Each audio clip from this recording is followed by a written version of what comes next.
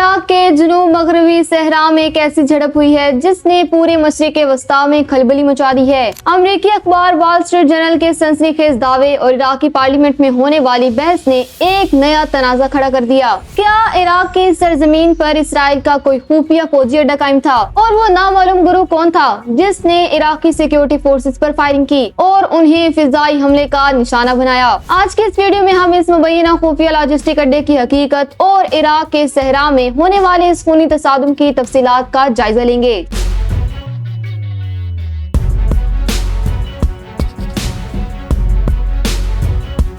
अमेरिकी अखबार wall street journal ने 9 मई 2024 को अपनी रिपोर्ट में इंकशाफ किया है कि इसराइल ने ईरान के खिलाफ जंगी ऑपरेशंस में मदद के लिए इराक के सहराई इलाके में खुफिया लॉजिस्टिक मरकज कायम किया था। रिपोर्ट के मुताबिक ये अड्डा बज़ाहिर अमेरिकी परचम तले काम कर रहा था ताकि किसी को शक न हो और यहाँ इसराइली फिजाइया के लिए ईंधन और दीगर जरूरी सामान फराहम किया जाता था। इस अड्डे में इसराइली खुसूसी दस्ते भी मौजूद थे। ये इंकशाफ एक ऐसे वक्त में सामने आया जब ईरान और इसराइल के दरमियान कशीदगी उरूज पर है और इराक की जोग्राफियाई अहमियत दोनों के लिए कलीदी हैसियत रखती है। इस बहस को उस वक्त हवा मिली जब करबला के करीब सहराई इलाके में इराकी सिक्योरिटी फोर्सेस का एक नामालूम गुरूह से तसादुम हुआ। रुकने पार्लिमान मोहम्मदुल खफाजी के मुताबिक इराकी फौज की 30 गाड़ियों पर मुश्तमिल एक दस्ता उस वक्त हमले की जद में आया जब वो सहरा में लैंड करने वाले किसी नामालूम शय का जायजा लेने जा रहा था। इस हमले में एक इराकी एहलकार हलाक और 2 जख्मी हुए जबकि एक फौजी गाड़ी भी तबाह हो गई। इराकी जराये का कहना है कि इस गुरूह को फिजाई मदद हासिल थी और इन पर अमरीकी या इसराइली हेलीकॉप्टरों से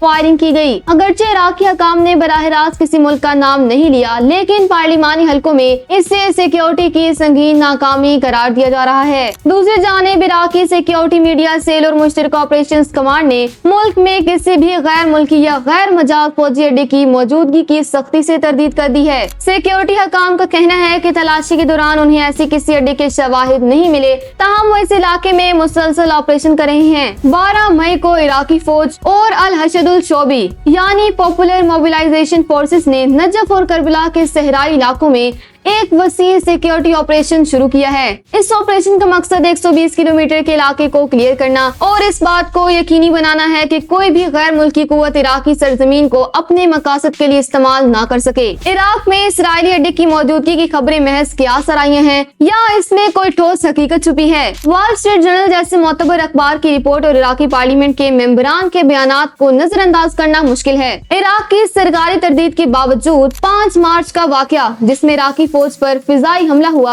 ये साबित करता है कि सहरा में कोई ऐसी ताकत मौजूद थी जिससे फिजाई बर्तरी हासिल थी। ये मुमकिन है कि इसराइल ने ईरान तक रसाई के लिए इराक के गैर आबाद सहराई इलाकों को इस्तेमाल किया हो। अगर ये साबित हो जाता है कि इराक में इसराइली अड्डा मौजूद था तो ये इराकी खुदमुख्तारी की बड़ी खिलाफ वर्जी होगी और मुल्क के अंदर मौजूद ईरान नवाज ग्रुप और अमेरिका के दरमियान तनाज़े को मजीद हवा देगा। फिलहाल अल हशदुल शोबी का ऑपरेशन इस बात की निशानदही करता है कि इराक के अंदर भी इस मामले पर शदीद बेचैनी पाई जाती है। क्या आपको लगता है कि इराक के सहरा में वाक़ई इसराइली का कोई खुफिया अड्डा मौजूद है या ये सब ईरान और इसराइल की जंग के दरमियान फैलाई गई प्रोपेगेंडा मुहिम है? अपनी राय का इज़हार कमेंट्स में जरूर करें।